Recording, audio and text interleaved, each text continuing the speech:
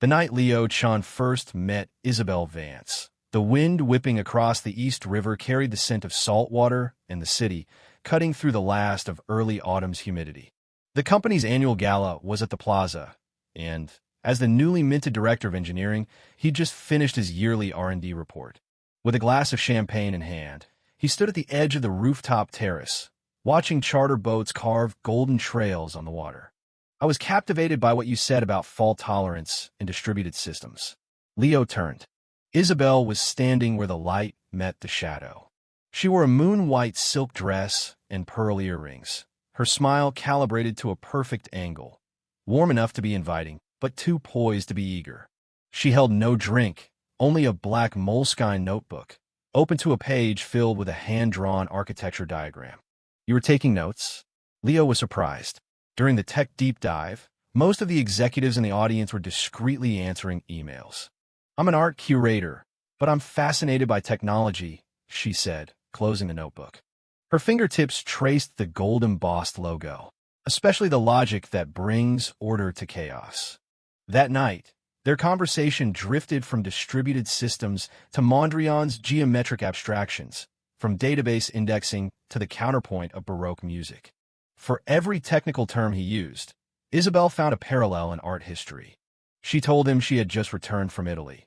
Her family was in the business of restoring antiquities, but she wanted to explore the intersection of the digital and the classical. When the party finally broke up at 2 in the morning, she naturally picked up his suit jacket and handed it to him. "We have a new media exhibit opening at the Whitney next week. If you're interested, I'm Leo Chin." It was the first time he'd ever proactively offered his business card. Isabel Vance. Her card was starkly simple. Just a name and a phone number, no title. Looking back, Leo would think their meeting was as perfectly scripted as a prestige drama. Their interests overlapped just enough. Their different worlds created an air of mystery, and even the hint of a smile she gave him as they parted was calculated to be memorable without seeming forward. The relationship progressed at a speed that worried his friend, Mark Davis.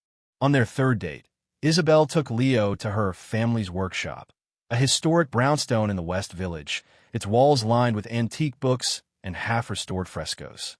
Pointing to an ornate, coffered ceiling, she said, "My great-grandfather had this brought over from a Tuscan villa, piece by piece. Each one was numbered and reassembled." "You live inside of history," Leo said. "It's why I cherish things that are real in the present," she replied, her gaze direct. A month later, she moved into Leo's apartment in Hudson Yards. She owned surprisingly little: 2 suitcases of clothes, a few art history texts, and a Japanese tea set. When Leo offered to buy her a new wardrobe, she shook her head.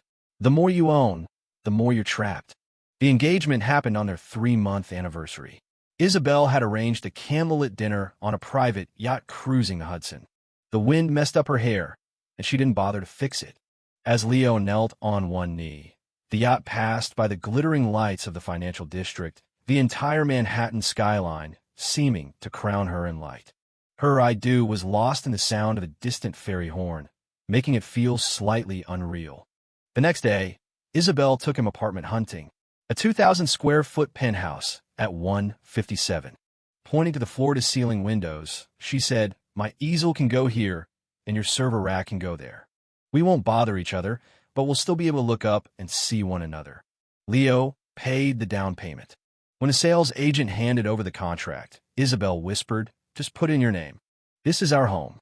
"Then put both our names," she said, squeezing his hand. "But make it 99% you, 1% me. What I want is never about this." In that moment, Leo felt that his entire 33 years had been a prelude to this.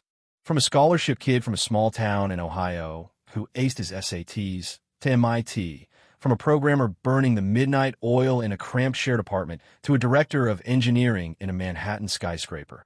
All the hardship had been to accumulate enough luck to meet a woman like her. The engagement party was at the plaza's grand ballroom. Isabel's family couldn't make it. "They're all overseas for a project," she explained. But her cousin, Chloe Reed, was there. Chloe was the opposite of Isabel. Where Isabel wore a champagne-colored gown, Chloe was in a sharply tailored black suit. Where Isabel's smile was warm, Chloe's was a precise, cool curve. a Wharton MBA who had just taken a senior position at her family's company. Her business card read, Vice President. Leo, she said, her address both familiar and firm. Isabel has been sheltered her whole life. I'm trusting you to take care of her. When they toasted, Chloe's glass was always held just a fraction lower than Leo's, but her eyes never wavered from his. It was a look that made him uncomfortable, like he was an asset being evaluated. Later, Leo stepped onto the terrace for some air and overheard a hushed conversation from around the corner. This is moving too fast, Chloe said. He knows what he wants. Isabel's voice was different, lacking its usual softness. What about that situation? Don't worry. It's all been handled. When Leo stepped back into the hallway, he saw only Isabel leaning against the railing. She turned, her eyes instantly filling with warmth. What are you doing out here? Are you cold? Who were you talking to? Chloe. She just had to take a work call, she said, linking her arm through his. By the way, my parents are flying in next month. They want to meet you. They'll probably ask about your financial situation. Old-fashioned people, you know? Don't take it the wrong way. Of course, Leo said. That night at home, Isabel spent a long time in the bathroom.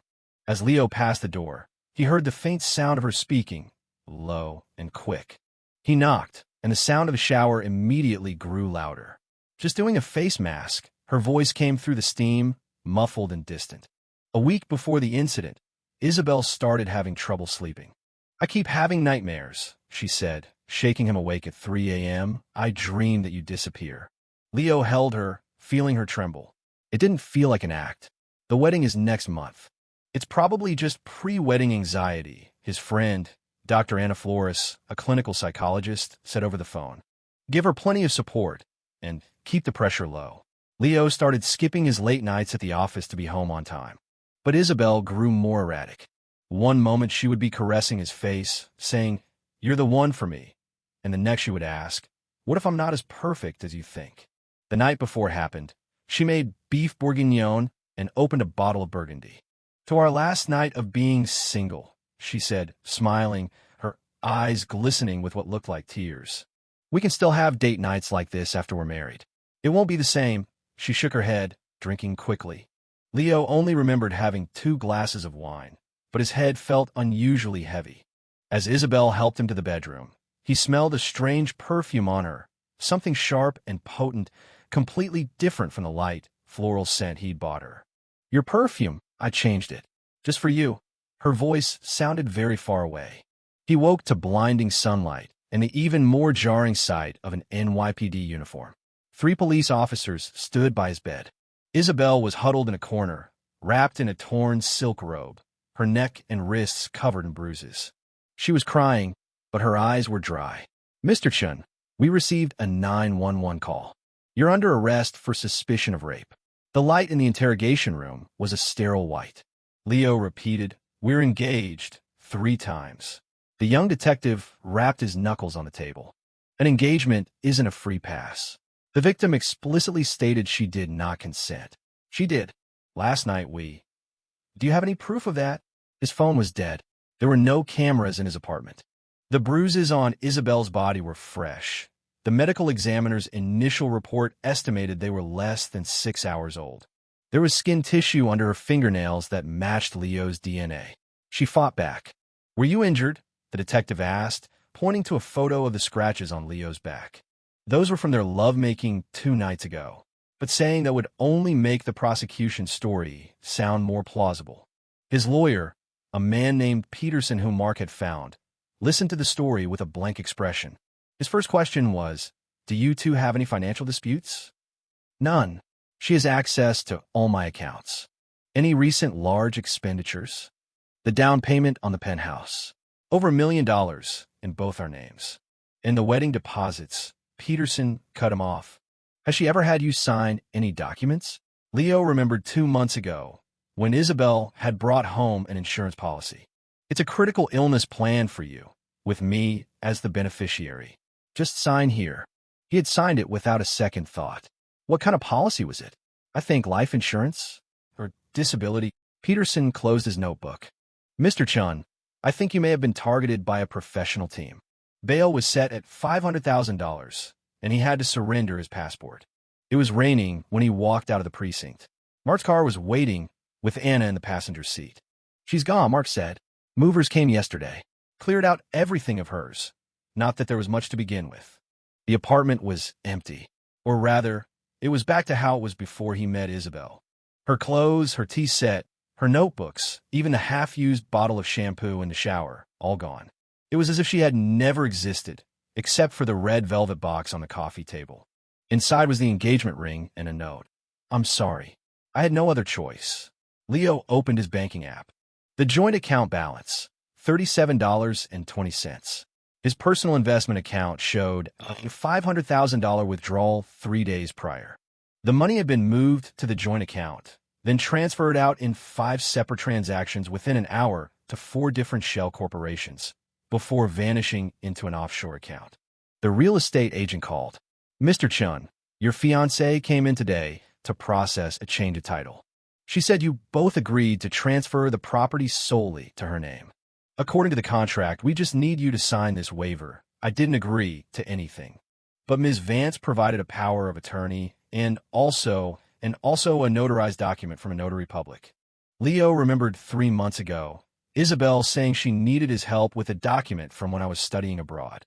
"It's all in Italian. I don't even get it. Can you just sign it for me?" she'd asked playfully. And he had. "Call the police," he said. "The police were already here," the agent said quietly. "But they said this is a civil matter. Besides, with your current case, they advise you to settle this between yourselves." Anna did a psychological evaluation. Post-traumatic stress disorder with acute anxiety.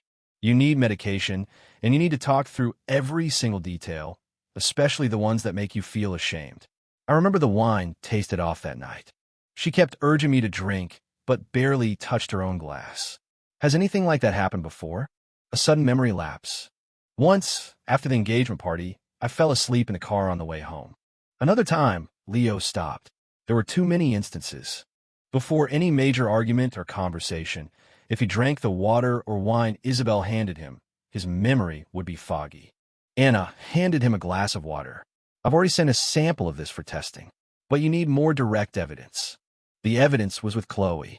Leo spent a week tailing her. She worked out of an office in the World Trade Center, drove a deep blue Porsche, and lived alone in a high-security luxury condo in Tribeca. On the 8th day, Chloe went to a private clinic on the Upper East Side. Leo waited outside for 2 hours. When she emerged, her face was pale, and she clutched a small white pharmacy bag. Before getting in her car, she looked back, directly in Leo's direction. His phone rang. An unknown number. "Mr. Chun, care to talk?" It was Chloe. The coffee shop was tucked away on a quiet street in Soho. Chloe was already seated in the back, 2 Americanos on the table. "Isabel's pregnant," was the first thing she said. Leo froze. "It's yours. 6 weeks." Chloe pushed an ultrasound photo across the table. The patient's name was Isabel Vance, gestational age 6W+2D. She wanted to terminate, but she couldn't go through with it. "She loves you, you know. And framing me for rape is how she proves it." That was a misunderstanding. Chloe's tone was as flat as a quarterly report. She had a breakdown that night. Pregnancy hormones, combined with things from her past. Calling 911 was an impulse. She regretted it almost immediately, but the DA had already picked up the case. Then why transfer the money? Why disappear? Chloe sipped her coffee. "Because she's scared. She's not the debutante you think she is, Leo. She was taken advantage of by a rich kid in college, had an abortion. Later, she was a mistress to a few powerful men. She took the money to pay off someone from her past who was blackmailing her. She was trying to protect you. The story was flawless. A fragile beauty, a sordid past, a sacrificial act of redemption.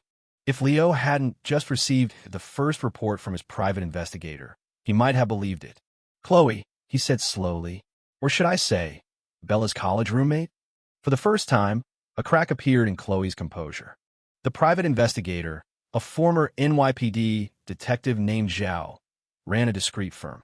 The file he gave Leo was only 3 pages long, but every line was poison.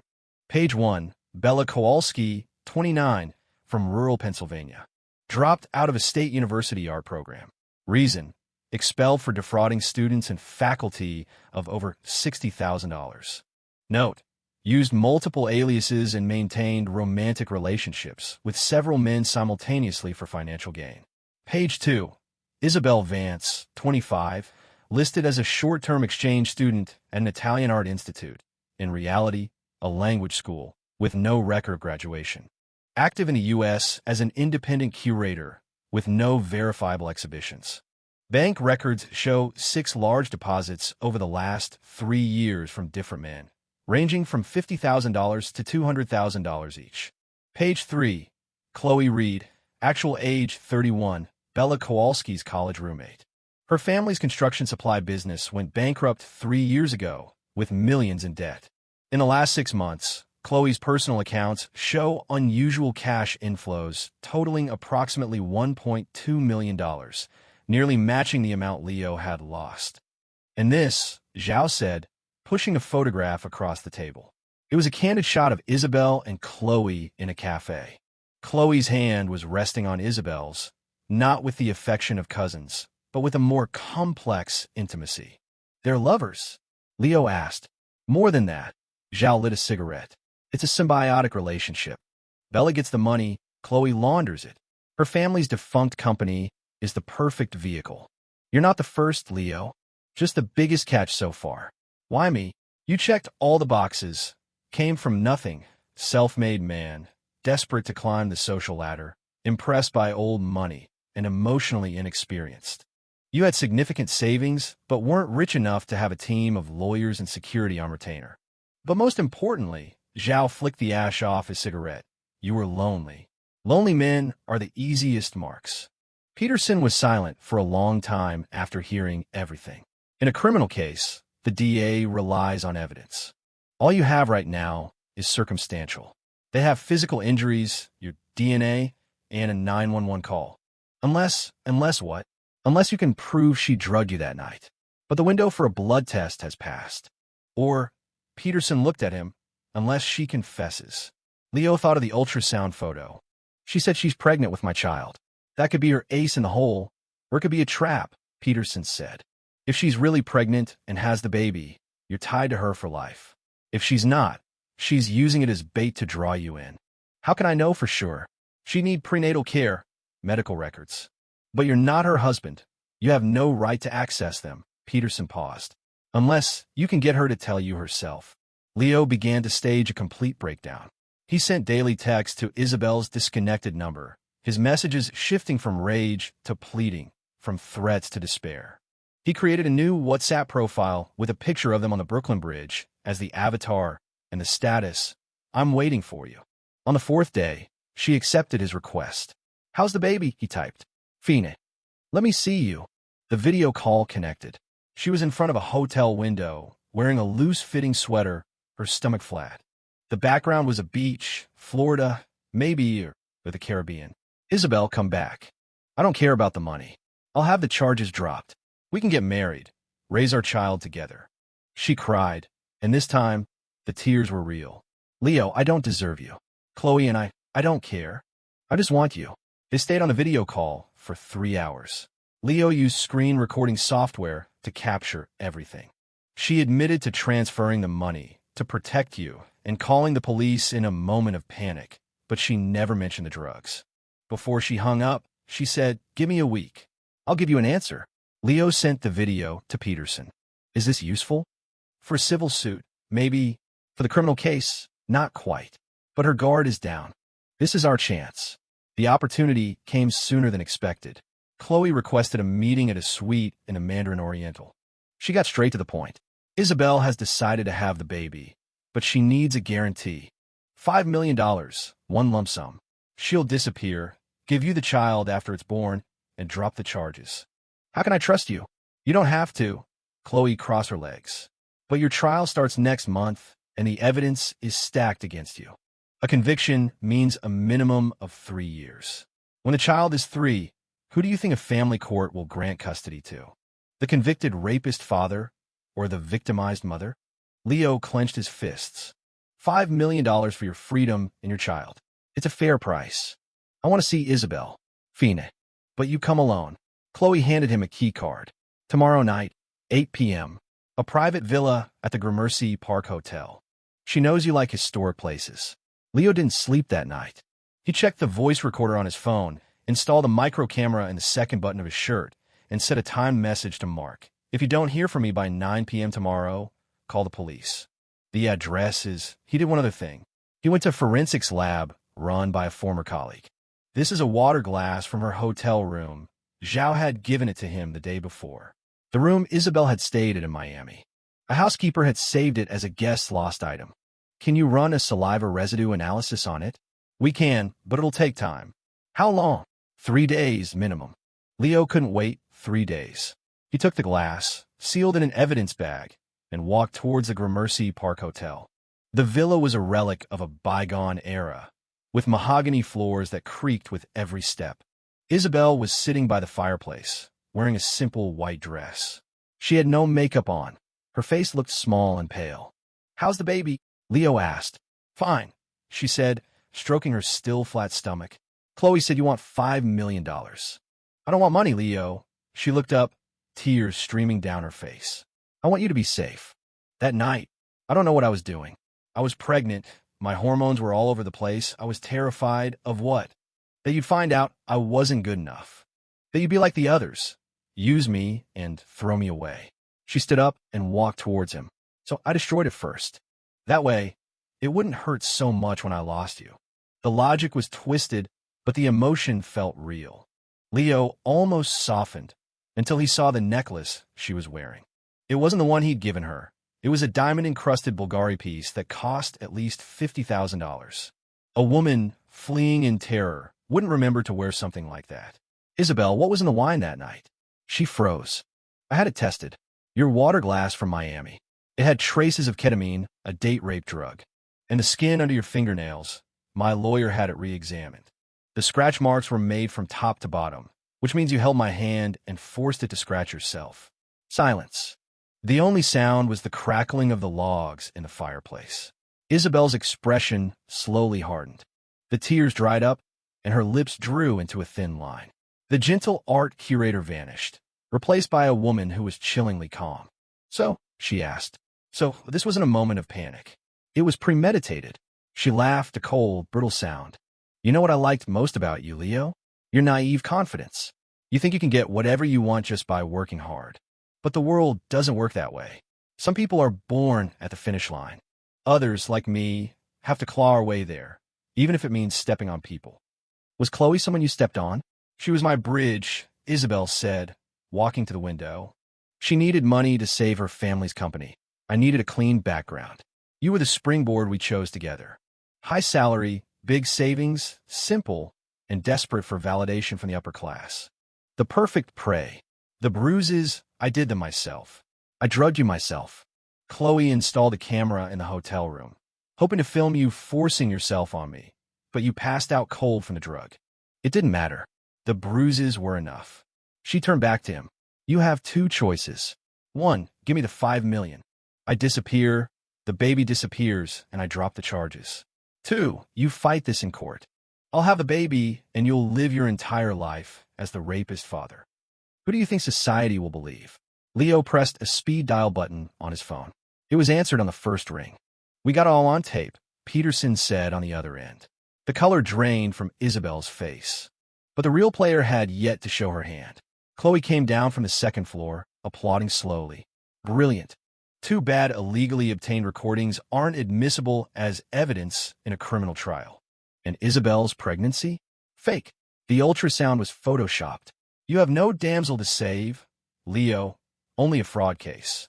She stood in front of him. "Your biggest mistake was thinking we were playing checkers when we were playing chess. Even if you prove this was a scam, so what?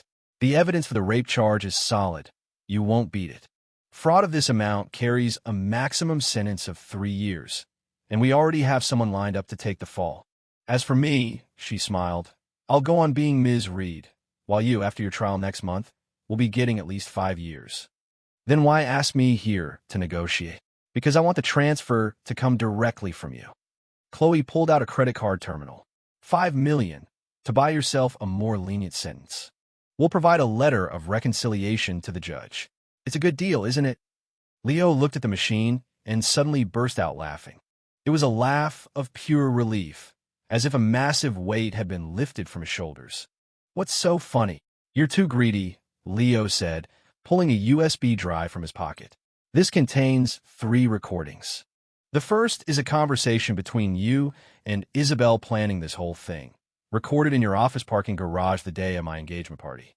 The second is a recording of you buying the ketamine from a dealer. The third is a recording from a board meeting where your father, the chairman of Reed Construction, instructed you on how to launder money." Chloe's composure finally shattered. "Did you think Zhao was my only investigator?" Leo said slowly. "While you were watching me, I had a team watching you. All the evidence of your company's creative accounting, loan fraud, and money laundering has already been sent to the district attorney's office. The police should be at your office building right about now." The sound of sirens grew louder from the street below. Isabel ran to the window, but Chloe grabbed her arm. "You set me up," she hissed at Leo. "You started this," Leo said, pocketing the USB drive. "And by the way, that $5 million, every dollar you transferred was mirrored back to a hidden account of mine. Same with the apartment. There was a hidden clause in the sales contract. If either party is convicted of a felony, full ownership reverts to the other party. The penthouse is all mine." The trial was quicker than expected. Isabel confessed on the stand, admitting she had fabricated the story and that Chloe was the mastermind. In a separate trial, Chloe broke down and revealed the entire scam. They had defrauded 4 other men using similar methods. Leo was the 5th and the only one who fought back. On the day of the verdict, Leo sat in the courtroom. Isabel was sentenced to 3 years. Chloe, convicted on multiple charges, received 7. As the bailiffs led them away, Isabel looked back at Leo. Her lips moved, but no sound came out. Leo knew what she said. "I am sorry." It was snowing when he walked out of the courthouse, the first snow of the year. Mark and Anna were waiting for him on the steps, holding a sign that read "Innocent." "It's over," Mark said, clapping him on the shoulder. "Not yet," Leo replied. He hadn't won completely. His company had terminated his contract due to this scandal, and even with the acquittal, whispers about his character remained. Half of his friends had drifted away, and the other half treated him with a pity that felt morbidly curious. His mother back in Ohio was afraid to leave her house because the neighbors were saying her son had almost gone to jail. Innocent but not clean. This was the aftershock of social death. Leo left New York. He rented a small apartment in Austin and used his remaining funds to partner with a friend, opening a consulting firm that specialized in corporate security. Not just cybersecurity, but anti-fraud and counter-espionage. Their first client was a manufacturing company in Houston whose daughter was nearly scammed out of $2 million by a European boyfriend. Leo's team ran a background check and uncovered the man's 5 previous marriages and active bigamy warrants in 3 different countries. After the case was closed, the CEO took him to dinner. "How do you know all this?" he asked. "I paid a steep price for the education," Leo said.